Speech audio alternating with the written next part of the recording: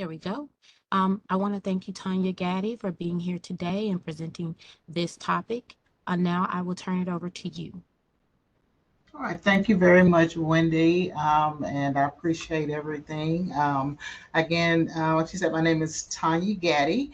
I am with the Personnel Security Adjudication Center here in North Little Rock, Arkansas. Just a little bit about myself. I have been with Department of Veterans Affairs for 17 years.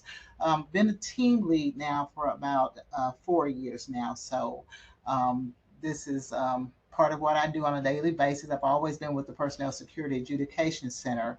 So I've been heavily involved with even the front end processes all the way up to supervising all of the different areas of the background investigation process. So the information I'm presenting today is a PowerPoint presentation.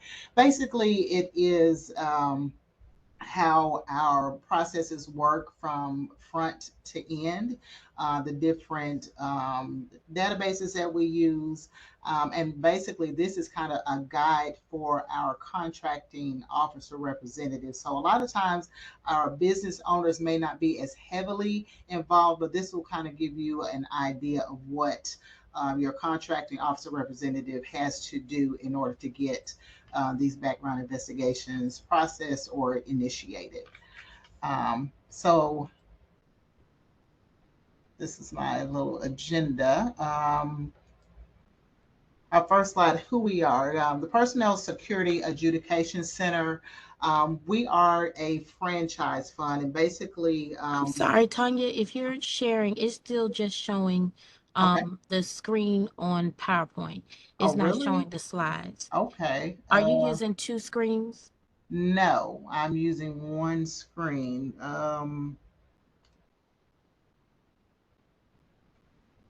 It's still showing, it may just be showing, yeah, I see your mouse is moving on the Okay. screen.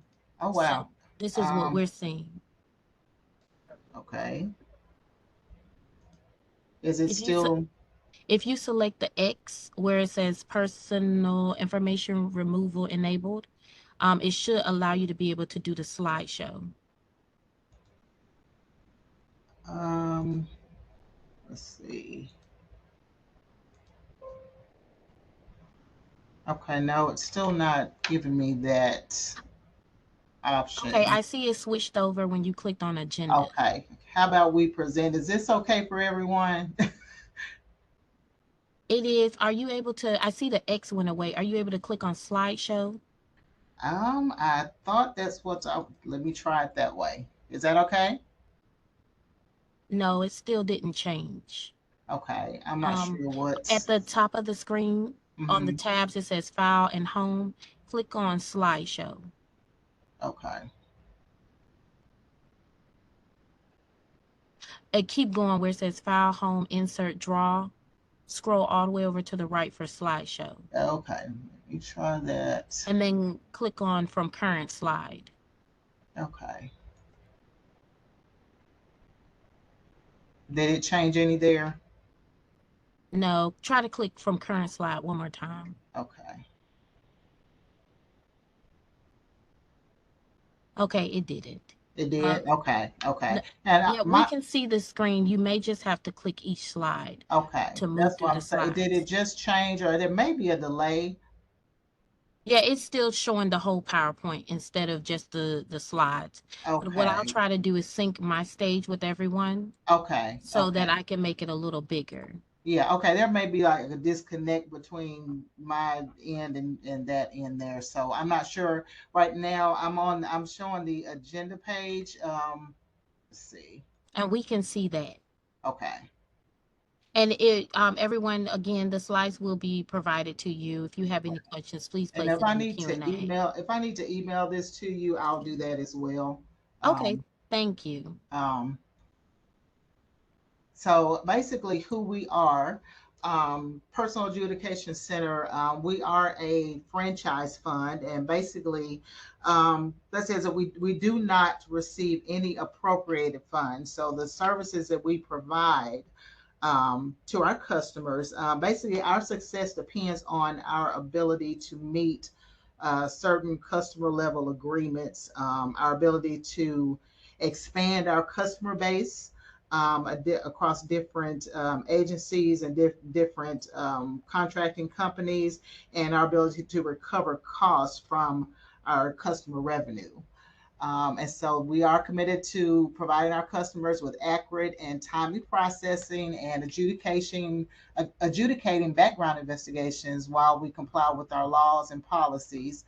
And we're governed by the Office of Director of National Intelligence, or ODNI, OPM, or the Office of Personnel Management, and the Defense Counterintelligence and Security Agency, or DCSA, and the VA. So again, our main goal is to get everyone to work for physical and logical access as soon as possible to provide our veterans with the care they deserve.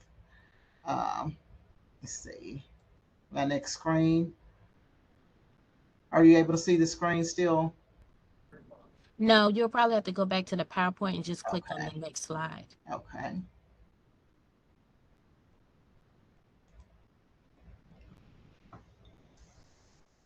On page number 3. Yes. Okay, we can see mission. Okay.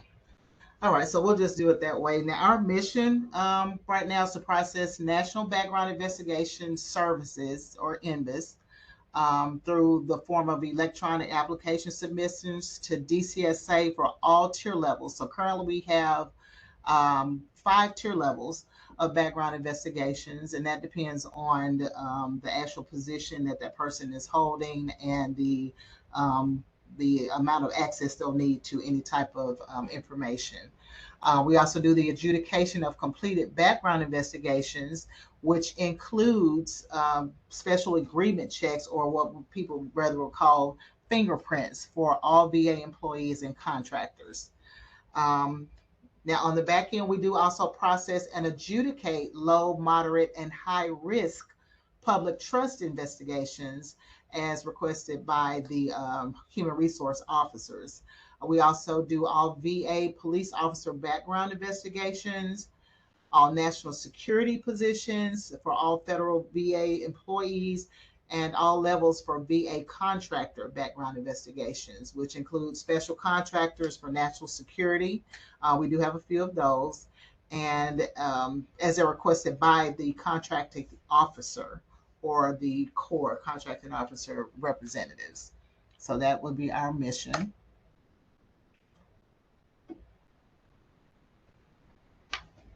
Okay, our VA policy and guidance for contractors. Currently, the PSAC is mandated by the 0710, the VA Directive 0710 policy, which says we adjudicate all contractors, VA police officers, and national security background investigations.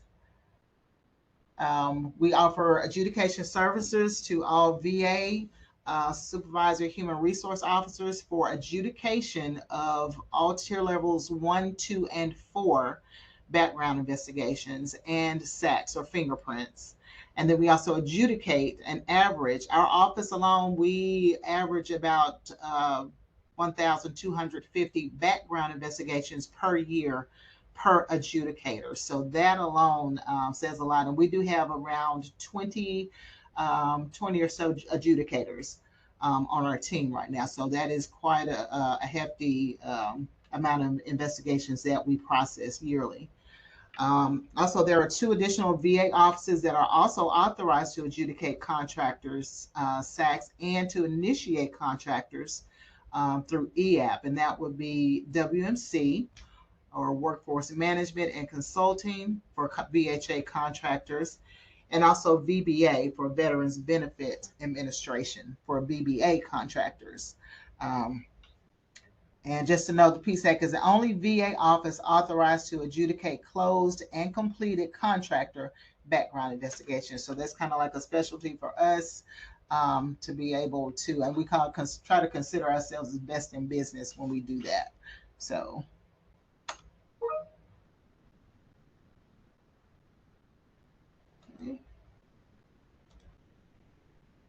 All right, and these are just a couple of references and our guidances. We're guided by our VA directive or the handbook 0710. We do have our core user guide, which is basically the information that I'm going to be presenting today. And then there is a DCSA position designation tool that our cores use, which determines what level of background investigation each contractor has.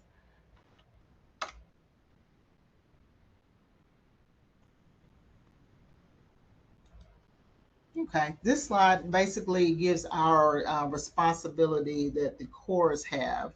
Right now, our cores are responsible for reading and complying with the policies and guidance on previous slides, as the cores have a vital role in the contractor's background investigation process. So it's important for them to monitor all emails that they receive from our office, any notifications that we send out, because we like for them to be involved in every step of the process. So from the contractor being initiated to any errors that need to be corrected or anything that goes on with that investigation, the core is always involved or CC'd on all emails and correspondence. So they're always abreast of what's going on. The cores are mandated to on or off board contractors in the account provisioning the provisioning, deprovisioning systems or APDS. And basically, that is a database that allows for them to show that they've been fingerprinted. They're allowed to get a PIV card at that time, and then also where we process them to get an email address and all of that. So that starts another part of a process that we do not necessarily get involved with, but they're responsible for that. The cores are also responsible for coordination with designated company representatives or company PLCs, as we like to call them. So we do have points of contacts with different contract companies, and they're kind of like the go-between the company and PSAC to relay information and to keep them abreast of what's going on in the process as well. Um, they ensure contractors receive the required background investigation based on their position risk, their position designation, and their contractual security requirements. They also, cores are responsible for requesting the required contractor background investigations due to obligating government dollars for the cost of the background investigations. So, in essence, the core is responsible for actually, they're the ones that are authorize the funds to pay for the background investigation. So we just can't have any person to come along and say, hey, I want to get a background investigation done on this person. The core is the only person that's able to obligate the funds for that. So that holds a high position. Okay. All right. Next slide. Okay. Now the PSAC responsibilities. Our office is responsible for communicating with the cores throughout the entire process. And our folks here we do a pretty good job of making sure that the cores are emailed every step of the way, as I said before. And just a few of examples. The cores are contacted if there are errors on the background investigation request. They are CC'd on any communication to the contractors regarding any errors. If a contractor fails to respond to an email, we will reach out to the core and say, hey, this person has not responded to our emails. Do we have the correct email address? What's going on? Are you still trying to bring this person on board? We also reach out to the cores to receive a transmittal notice. So whenever the individual has completed their EAP and has submitted it and we've transmitted it to DCSA, we also notify the core at that point. They'll also receive a completed at the end process once the investigation has closed and we've received the completed background investigation and it's adjudicated. The core will receive a completed certificate of investigation or a certificate of reciprocity once it's closed and it's, like I said, been favorably adjudicated or reciprocated.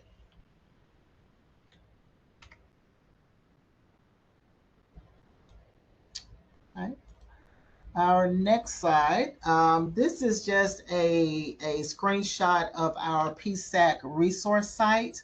And I believe the cores do have access to this site. And basically, it has all of our leadership email addresses where you can call or email us directly.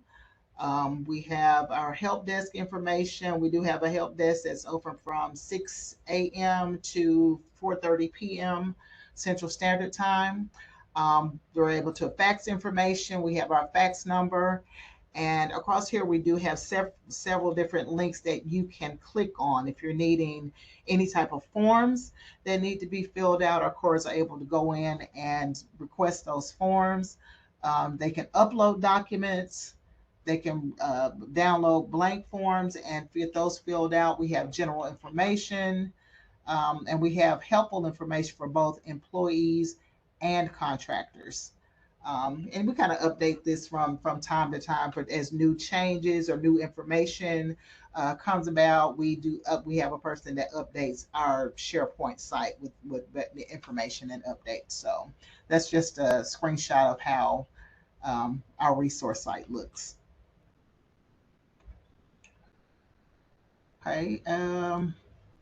Next one. Now, when a background request is submitted to PSAC, this information is on our SharePoint site as well.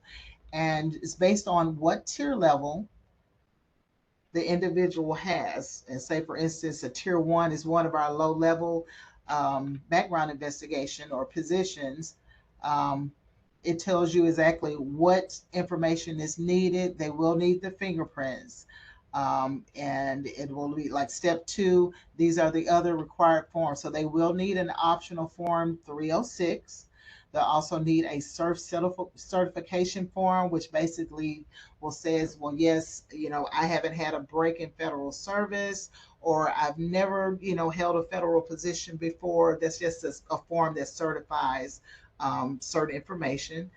And we use that once we try to apply reciprocity to a previous investigation. Um, Employees are only required to submit a resume, so that wouldn't apply to any contractors. And then it just tells you step three, you upload the contractor and employee BR request form to the resource site. So a lot of our information on the resource site is very helpful, and you can really follow along with just the instructions. But again, we do have our, telephone numbers as well as the email addresses there for everybody to be able to contact us if they're not clear or understand the information there. So those are all of our required documents.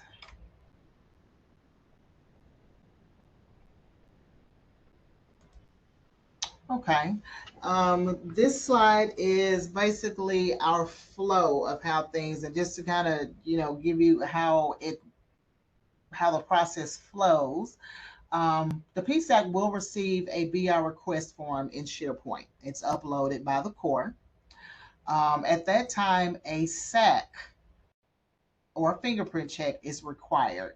And along the same time, we also kind of request that they provide supporting documents, which would be the OF 306, well, not necessarily resume, the OF 306, the self cert, or any other required documents that's requested.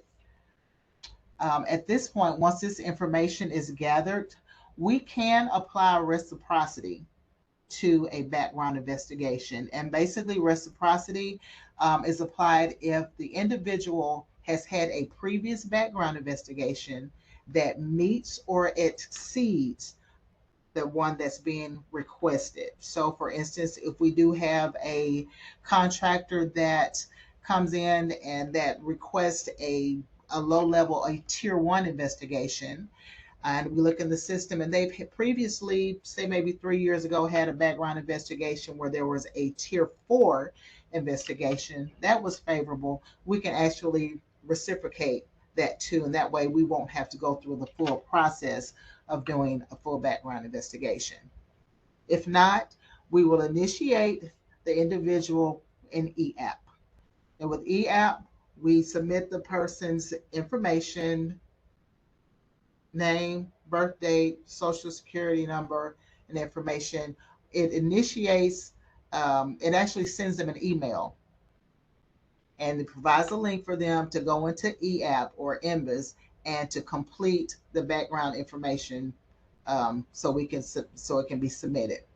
Once the contractor completes EAP, it's then released back to PSAC. Um, Now, our security assistants will go in and review the EAP information to make sure the information is filled out correctly. Not so much, we're not investigating at this point. At this point, we're just making sure that all of the information is completely filled out. They don't have any missing information. And we'll follow up if there's information not there. We'll send it an incomplete email and just say, hey, we need this information corrected before we can submit it. And once the contractor completes EAP, we review it once again for errors. If no errors are present, we will release the EAP to DCSA. And from that point, DCSA, once it's received, they will review it. Usually takes 24 to 48 hours. They will review it. If they're now DCSA may find something else that we may have missed, they will reject it back to us and tell us to correct those errors. If not, if everything is good, they will schedule the background investigation. And that usually takes, I'll say anywhere, like I said, 24 to 48 hours. Once the background investigation is scheduled in the system, then the individual is allowed to get a PIV card to be able to work. So that's, and this process basically, the length of time that it takes to get this process done really comes in between the time that PSAC initiates the EAP and the time that the individual completes the EAP. That's kind of like where the most of our time is spent, because a lot of people forget to log in or have to try to do it after hours, after work, and that kind of takes up a lot of time. So the sooner the contractor completes the EAP and gets it back to us so we can review, the sooner we can get that process and get them scheduled. DCSA can get them scheduled and the PF card issued.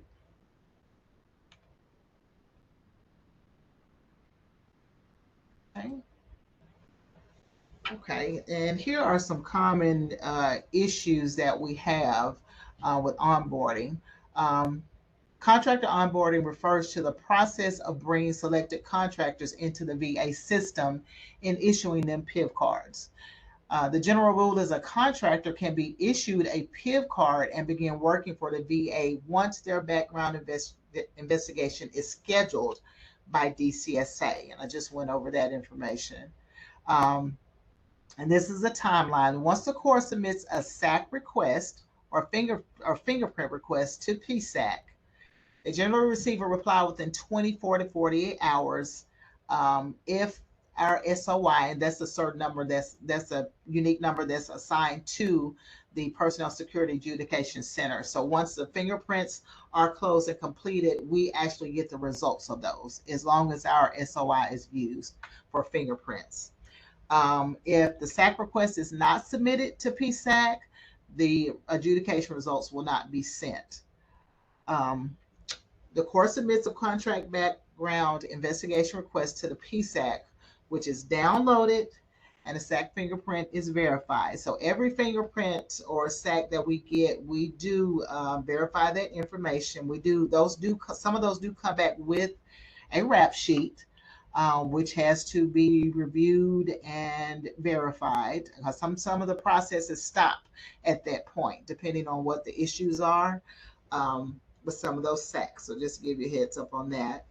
The contractor's background investigation is initiated in a system called IMBIS, and the contractor is sent a notification within 5 business days from the receipt if there are no errors with the request or the supporting document. So like I said, the 306 or a self-cert form. If there are no issues, it usually takes about 5 days turnaround time on that.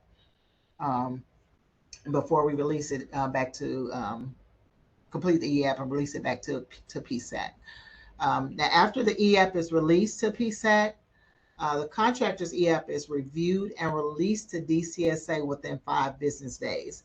If there are no errors with the EAP or the supporting documents, again, once the EAP is accepted by DCSA, they're typically scheduled by DCSA within 48 to 72 hours.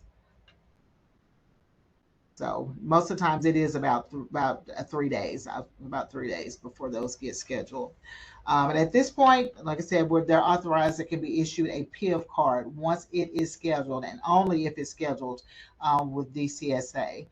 So we have had some people who get the process turned around and think, well, oh, we've already submitted fingerprints, they can get a PIV card. That's incorrect. It has to be scheduled with DCSA before we can do anything else with that.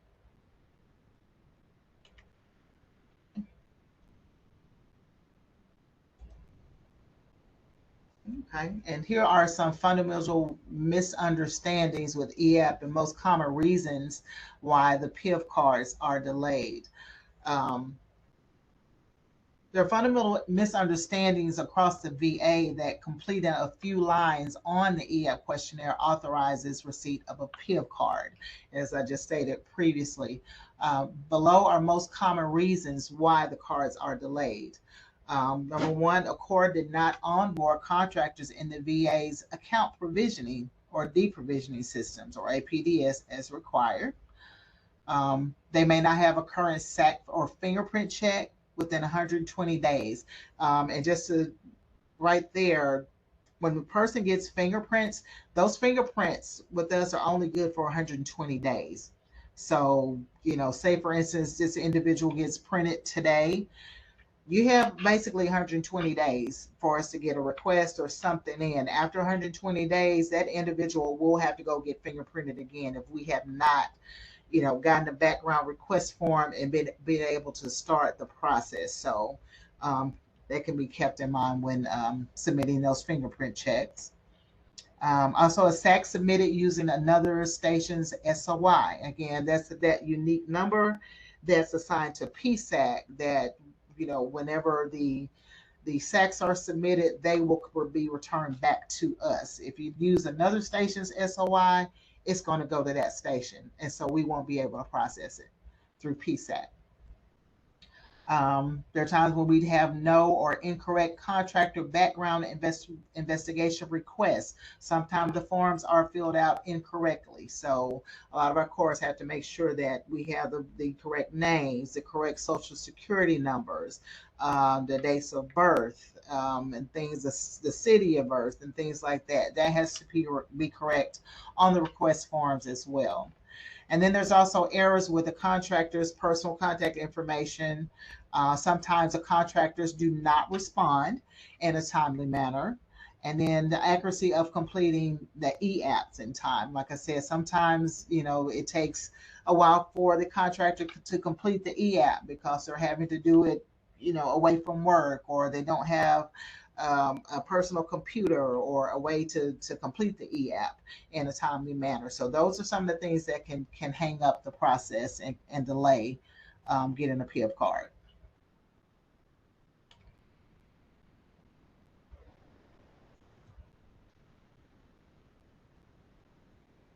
Okay. Also, we do have a PSEC help desk. Again, like I said, the time, I believe, well, I said 6 a.m., but from 6:30 a.m. to 4:30 p.m. Central Standard Time. If any of our cores or the applicants or the contractors or contracting company representatives have questions or need assistance, they are always free to contact us via email or by telephone number listed on the slideshow here. And that below is also our direct address where you can send any documents usually, but a lot of people don't use that so much unless we've requested them to send something through the mail. But this would be our contact information here, and we'll always have someone available. I believe, and that is the last slide I have. So now is the part where if we have any questions, I can try to answer to the best of my ability. Thank you so much for that, Tanya. We do have a good amount of questions. Some of them you did actually respond to throughout the presentation. So Okay, for those individuals that did request for Tanya's contact information, Tanya, are you able to go back one slide? So if they weren't able to copy it at this moment, they have the opportunity to copy your office contact information if they have sure, any questions. sure. Thank you so much. And Okay. I know there was a question that was in the chat that asked for assistance, specifically for me. But if you could please, I don't know where it's located in the chat right now, but for that individual that's on the call, please use this contact information that Tanya provided to reach out for with any questions that you may have pertaining to the background investigation process. Right. And so, moving to our first question, Mhm. from Jeffrey. The situation I have found my firm is in is that the FCL is a chicken and the egg. Some contracts require an FCL prior to bidding, but to get an FCL, it requires a sponsor. Mhm. So I guess Jeffrey is asking, is there a way? If this is what you're asking, Jeffrey, if it's not, please, can you clarify in the Q&A? But is there, I guess, a way around that or another process that maybe could be done? Now it sounds like this has more to do with the contract itself. Is that what I'm hearing? Yes.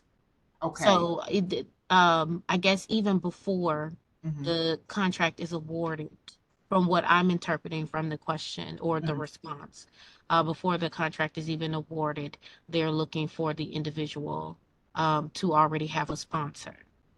Oh, okay. Usually with them being sponsored, that would actually have to come from someone in that particular office or vision that they're working from. But I said, I think basically the contracting officers basically deal with that. And like I said, the processes that we do, we work with the contracting officers and to facilitate the background investigation process. Now, the initial onboarding, I believe the contractors or the contracting officers have a separate thing that they do that our office is not involved in. Okay, thank you so much. Yeah, so unfortunately, I mean, that would have to be something that would have to be relayed directly to that contracting officer. I see there was a question that came through the chat that said that they're not able to see the slide. It's slightly blurry for them with the Okay. contact information. Do you have the link to the website with this information? Or can they use this information on this slide with the They PSAC help desk? yes, they can use that information on that slide. Okay, perfect. All right. Yeah. Everyone, And please let I'm me not sure know. if they can still see the slide, but I do have the help desk information as well. Yes, we see that Okay. slide, the one that says PSAC help desk. Yes. Okay. All right. And then the next question is from Jackie. Okay. Is it okay for the contractor to reach out to the PSAC rep directly if the CO or the core does not respond in a timely manner? For example, I work in HR for a contractor and currently facilitate the paperwork. I just don't want to overstep boundaries for updates, etc. Yes, that is absolutely fine for you to reach out to PSAC. And like I said, the some of those documents, though, I mean, as far as like submitting um, the background request forms and things like that, because the cores are authorized to obligate funds for those. Now, like we can answer questions, but now, if the core is not being responsive, you can reach out to us and say, like, hey, I'm not able to get in touch with my core, because cores change all the time. So it may be a thing of, the cores may have changed, someone may have left, but please feel free to reach out to our office and we can try to assist as much as we can. Thank you. Mhm. We do have Brandy on the call, Mhm. and she stated that How can I contact PSAC if we have been waiting 6+ months for a COI? Okay. Okay. Well, she can reach out to the help desk or any of the team leads, or she can reach out to me if you've been waiting for a certificate of investigation. Now, it depends on what level investigation, because sometimes background investigations can take a while, depending on what level they have. I know my first one initially it took a year before it closed, so it could be that you may just want to call and check on the status to see if it's actually closed yet. Because once we release it to DCSA, they have to sign the investigation to an investigator. And sometimes, depending on how much information they have to track down, because these are actual investigations, this is not just a background check. They do contact former employers and relatives and things of that sort. So it could be that they have a lot of information to track down. But if you do want to reach out to me directly, I can look into the investigation itself to see if there's a holdup on it. Thank you, Tanya. Mhm. Is it okay for me to provide Brandy your contact information? Yes, ma'am. That's Okay. absolutely fine. So, Brandy, I'll send you an email with Tanya's contact information. The next question is from David. So, PSAC will submit the NIBS EAPPS instead of the FSO. I'm sorry. Could you repeat that question again? He said, so PSAC will submit the NIBS EAPPS instead of the FCO.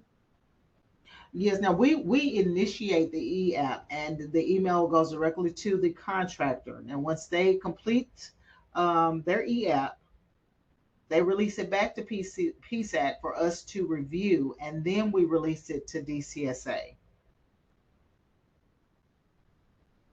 if that Thank makes you. sense. So I'm not sure who the SFO um, would be, but usually the initiate, as far as the e-app is concerned, it strictly just goes between PSAC and the contractor. Now the core is made aware that the person has been initiated, but I mean I'm not sure of anybody else being involved in that part of the process. Thank you. Mhm. From Dennis, does this apply to those of us that are contracted to provide transportation to and from the VA?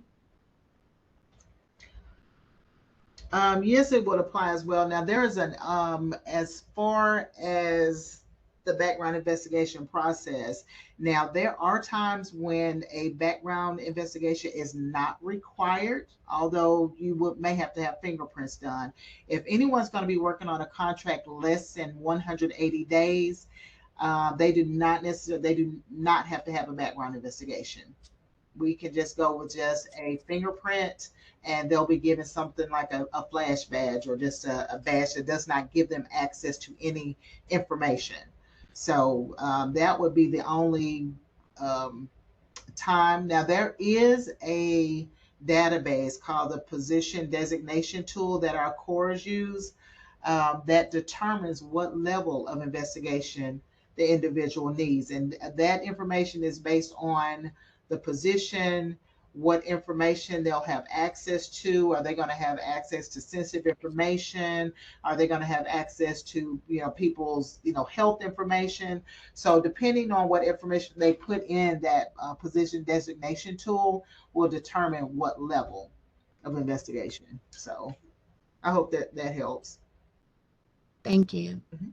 From Benjamin, while I understand that this is about contractor personnel background investigations, how, where, who does the VA conduct contractor entity background investigations or entity vetting validations and FOCIs and entity risk analysis? Well, actually, now our office, PSEC, does not conduct any type of, I guess you said contracting entities. We Yes. don't do that. We kind of go, like I said, the courts deal with the contracting companies themselves. And I guess I'm not sure, some of them may just from what I've seen in the past from a few of them, we just get a list of names of people from the companies. Now, some companies are a little worse than others. They'll just send a list of names, socials, and say, we just want to hire these people. And a lot of them will come back, and this is like, there's nothing we can do with these because a lot of them don't have email addresses or they don't have good email addresses and things of that sort. So um, we haven't vetted any companies, from that, and I'm not sure that may have to be something that's worked out with the contracting officer, not just the contracting officer representative. But that's something that our office is not involved in.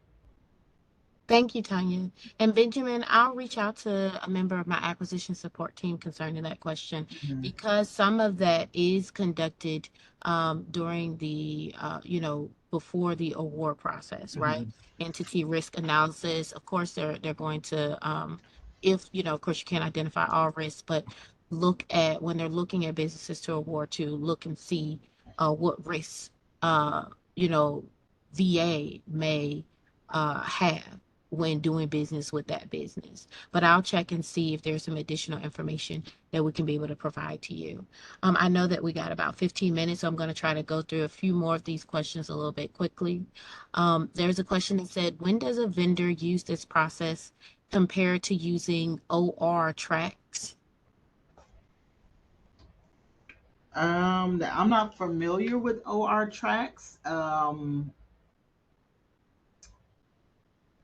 I'm not familiar with that process, but like I said, most of our processes that we use are when the contracting officer is aware that they've been awarded, or the company's been awarded a contract, and they have these individuals that want to get started working. Is it when PSAT comes into the process, and they've submitted those. So I'm not, like I said, some of this stuff I'm not familiar with because we're not actually in acquisitions or anything like that. So we just process the initiating for the background investigations.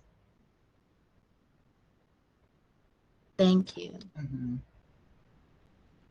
Mm-hmm. Next question. How do we apply or do the background checks to be cleared with the VA to be approved for contracts? Okay, I'm sorry. Could you repeat that question? How do we apply or do the background checks to be cleared with the VA to be approved for contracts? So I know you did address this question earlier, like the process, Mm-hmm. but I think some people on the call today may wonder if there's a way to get, like, to jump on the process sooner. Um, well, I mean, really, you don't. There's no a way to apply for the process. I mean, like I said, if you have a specific core that's already, um, has a contract that they've been awarded or whatever the case may be, that once you go into our SharePoint site, all the information is there for you to be able to upload documents, to see what's required. And now, so there's really not anything that you have to apply to be able to submit, as long as you have a verified core, someone there that is been um, selected to obligate funds for the contracts, and that part of it, you should be able to go into the SharePoint site. So we were working on a different database to kind of grant access for certain people to do that, but that's still kind of like a behind the scenes thing. So that hasn't been come to fruition yet. But right now, just going into the SharePoint site and going in and uploading that information. Thank you. Mm-hmm. From Jackie, we frequently receive a reissue indicator required error when our contractors go to pick up their PIV. Is Mm-hmm. that something on the core end that they are doing? Okay, it gets a reissue. Yes, a reissue indicator. Okay. I don't know. That may have been something with them transmitting with the fingerprints or something that nature. I mean, it could be several things if you're getting a reissue. I would have to look at it, specifically and see um, what's been done. Because I mean, it could be different. different issues with that. So I don't want to say for certain what would be the thing. We've had people have things submitted with the wrong social security number, or numbers, transposed in the social security number, or things not provisioned in APDS. So it could be a number of things that's causing that. Thank you. Mhm. So basically, Jackie, if you continue to encounter that and the issue is not resolved, I do recommend that you reach out to the PSAC help desk. Mhm. Next question, what is the process for an individual to check her own clearance or background status? Now, if you just want to check on the status of it, you can call the PSAC help desk and just inquire to see if it's been completed, or where it is in the process. And like I said, normally once PSAC releases it to DCSA, it's pretty much out of our hands until they close it. So we can't call and say, well, oh, well, they're almost done. They're not going to tell us that information. It's just when it closes, they will close it, and then they will send us the closed background investigation. But you can, call our help desk or email us, and we'll, try to give you a status as best we can on where it is in the process. Thank you. So if there is reciprocity, once the SAC is checked, they will not need to do a new e-app, correct? No, they will not. They will not. Yeah, and our security systems do check those. And like I said, once if we're not able to apply reciprocity, they'll be you would be notified that we can apply it, and the reason why we're not able to apply reciprocity, and then we would have to initiate a new e-app. But no, they would not have to be, fingerprinted or initiated again.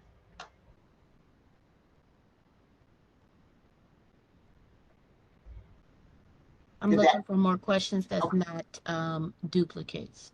Okay. Does your company owners have to have TS or secret clearance in order to submit a background investigation for a TS or secret clearance?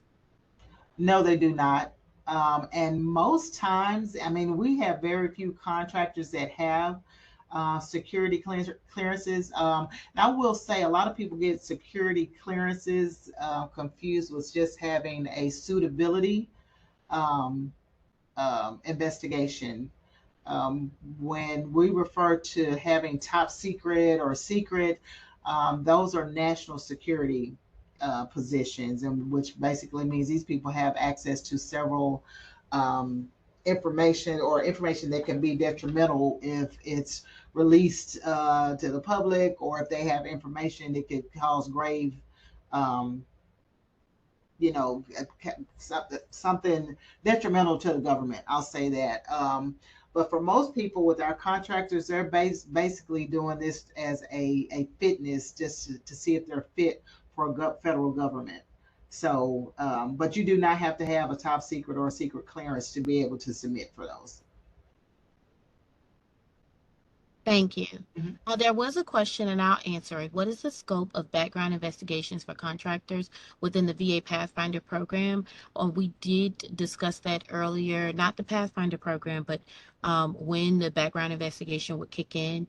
Basically, with the Pathfinder program, it's a database essentially. So basically, Pathfinder for the small business community, it helps with your visibility to our VA buyers. They use that as one tool when they're conducting their market research. So essentially, of course, when they're conducting their market research and they've identified your business as a business that they're going to award the project to, that is when this process with contractor background investigations will kick in.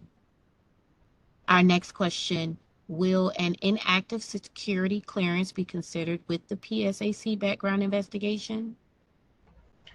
Um, well, yes, it would be considered. My thing is, those things are updated with the agency that granted these security clearances. So if you were granted a security clearance, it would still be in there. Um, Now, if you left that position, I'm pretty sure the agency that you left from would probably either revoke it or rescind that security clearance. But it just depends. We have ways of checking that, but we do look at all of your previous investigations and clearances and all of that. So we everything is taken into consideration. Thank you. Mhm. Next from John. Can contractors use SWFT to provide fingerprints if we currently do so for our DoD customers and have familiarity with it? Okay. I'm not familiar with you said SWFT. Yes. Okay, I'm not familiar with that. But as far as like the fingerprints, or like most of our people, they usually go to the PIV offices or the fingerprint offices at their local VAs. Thank you. Mhm. They asked, Adrian asked, what is the SharePoint site link? Okay. If it's included in the presentation, we can just send it out. Okay. It'll be sent out in about 3 to 4 days, everyone. So Okay. you'll have the link to the SharePoint site. Okay. Okay. Yeah. I see that. Let me see. That was answered verbally. Okay. I was about to say I didn't see any more questions. You always have to scroll up and scroll down on here. Okay. Um, that is a duplicate in. Oh, can you expand more on the onboarding forms? Can these be completed electronically using DocuSign? Okay, the onboarding forms, like I said, they are part of the SharePoint site, and they are fillable forms that you fill out. And now they do have to be signed by the Corps. So once a background investigation request form is submitted, it does have to be signed by the Corps. Once again, because they do obligate the funds um, for those. But if you're able to go onto our SharePoint site, if they're a contractor, all the forms that are required forms are on there, as well as for employees. But I know that, like I said, with the contractors do not have to provide a resume or anything like that. But all the forms are digital and fillable forms. Thank you. So that answers one of the questions that was in the chat. Mhm. Another one is to access the SharePoint, do they need a CAC? No, they do not. Okay. And now I'm in the chat. Oh, wait, I see another question came through the Q&A. So for clarification, contractor VA employees can go to the local VA for fingerprinting requirements. Very important. We are a prime on Spruce. Yes, ma'am. Now I'm Well, and I saw a lot of the PO office are using where you have, I guess, make appointments for those. And I'm not sure about the different links they have to make those appointments, but majority of our people go into the nearest VA facility and get their fingerprints done.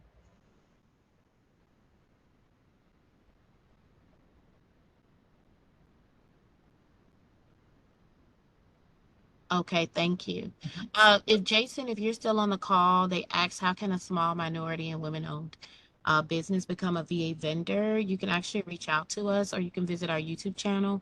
We have a lot of training videos on basically how to do business with VA and a lot of resource training materials on how to become procurement ready or essentially ready to do business with VA for whatever industry you're doing business in. Um, if there are a few questions, because I see we have 2 minutes to spare, if there are a few questions that we did not answer, we have about 2 minutes. It's kind of difficult for me to navigate through this chat right now because I know we have some side conversations to find any questions that may still be pending. If you have the opportunity, please place them in the Q&A. If not, I'll give it about 30 seconds. If not, then I'll go ahead and conclude this session, and then I'll go through the chat later on this week to and respond back to everyone by next week if I'm not able to get to your I mean, of course, if your questions have not been added to the Q&A yet. I see, David, you added, since the PSAC is taking the SSO role, will they also receive and process the SEAD3 reports?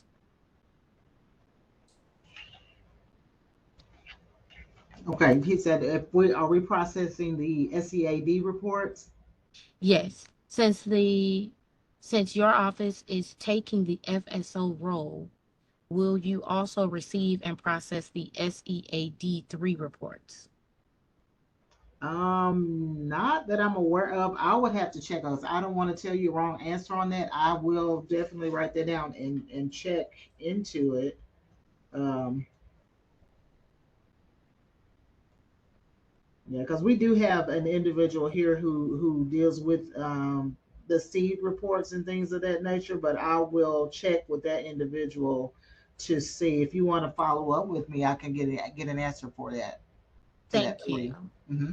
And I marked that to be deferred. Okay. Okay. So, I see we're at 2 o'clock, so I'm just going to answer this one last question from Joshua. Is there a way to get a clearance before? Oh, no. We've already responded to that one, Joshua. There isn't. Um, do you need to be sponsored for fingerprints first before scheduling? So Hmm. this will be our last question. Do Okay. you need to be sponsored for fingerprints first before scheduling? Yes, you do. Thank you. Yes. Hmm. I see there were two more questions that were added to the chat, but we're at 2 o'clock, and so we're going to end on time. But I will respond back to everyone. You'll receive a response via email that you use to register for our event by next week. I want to thank everyone for attending today. I especially want to thank you, Tanya, for joining us today and providing this great information to our small business community as we are preparing them to become procurement ready. For those that aren't already, because I know some already have contracts that are on the call, but preparing them to be prepared basically to do business with VA. Thank you, everyone. Have a happy Tuesday. And I know this is the week of 4th of July, so please enjoy your 4th of July. If you have any questions, I will leave this open for a little bit. I'll stop recording, but I'll place my office email address, our group mailbox in the chat if you have any questions about doing business with VA or just doing business in general, and we will reach out to you once you send us an email. Thank you. Everyone have a good rest of your day. Right. Thank you